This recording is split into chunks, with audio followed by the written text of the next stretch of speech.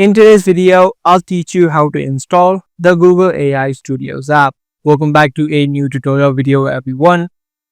If you're trying to install the application of Google AI Studios, let me tell you that there is no separate section or a separate application where Google provides the AI Studios installation. So instead, what you can do is open up Google AI Studios on the web first of all. Once you're inside of this section, what you can now do is click on the three dotted line on the top right hand side and then head over to Cast, Save and Share.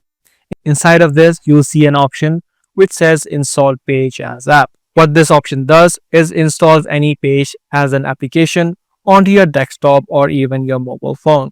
So if you're using a mobile device, you can also do the same process using a Google Chrome web browser or any other web browsers. So just click on this option, click on Install, and there you go. This now has been installed as an application. If you head back to your desktop, you can see the application icon now is visible on it. You can just open it and use it as you normally do, but without having to access a web browser. So this is the way that you install the Google AI Studios.